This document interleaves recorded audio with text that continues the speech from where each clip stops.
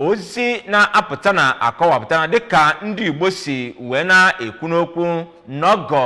bụ Chionye bụ nke pụtara ihe n'ọdịnso a oge Chief Aloysius Muomara gara n'ụlọ ọnwụ na be ndị ọgọ ya n'oge enyere ozu ọgọ ya bụ Oriakụ Celine Edokam ka Emengini Ọsadebe wetara ozi a dịka o si wee kọwaa kwụ na Oriakụ Celine Edokam bụ nnọọ onye ligoro na mbara bedi ya na Okoro Umeasomugha Village Ịkpa Ozuakole dị na okporochi ime obodo Idatọ Imo Steeti ka ọ kọtọpụrụ gị akụkọ a. Dịka o siri gbatakwunye na ogige be ya, ABS hụrụ ụmụada ka ha na-emerubere ya emume ikpeazụ ebe ndị ụmụ nwoke nọchara na-anabata ndị na-abịara ha mgbaru ka ndị be Muomara ndị nke onye ndu ha bụ Chief Aloysius na Oriakụ ya bụ Ọdịnaka Muomara batara n'ọgbọ. Ihe dị iche weruru ọnọdụ n'okwu nkasi obi ya. Chief Aloysius Muomara kọwara nne nwunye ya lagoro mmụọ bụ Oriakụ Selina Edokam dịka nne mmadụ niile, bụ onye nke onye ọbụla na-eru uju ya, ma kọwaa ọnwụ ya dịka ụgwọ onye ọbụla ji.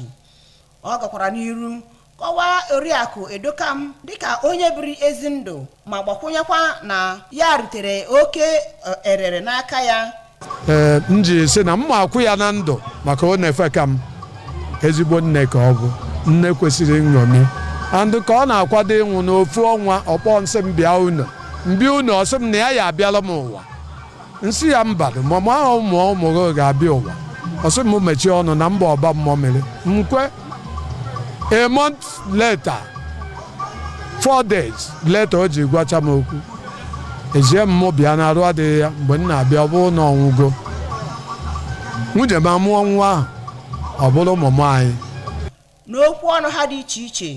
ụmụ ya ndị nwanyị bụ Oriakụ Goziemdike, Oriakụ Ọdịnaka Muomara nakwa Oriakụ Chinwendụ Onyegbula kọwara nne ha dịka onye hụrụ udo n'anya nke ukwuu, dị uchu, bụrụkwa onye ji aka ya na-enye ndị be ya ihe ọbụla ha chọrọ, ma ha kweziri nkwa na ha ga-agbasozi ezi azọmụkwụ nne ha.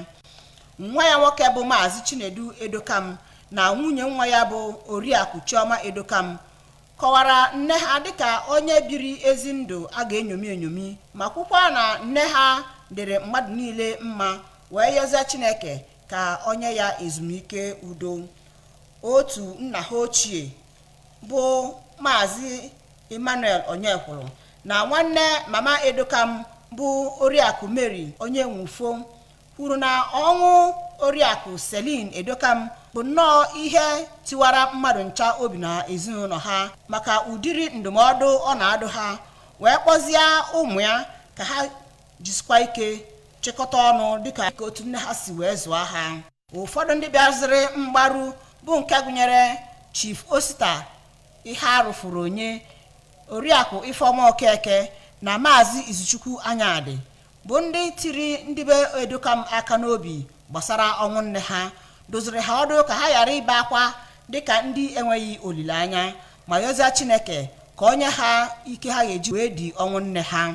Ihe pụtara ihe na ya bụ akwamozu gụnyere egwu ndị ụmụada gbara na ụmụ ya nakwa ndị bịara mgbaru na ya bụ ogige site na Uruala, Imo Steeti. Emengini Ọsadebe maka akụwa ABS.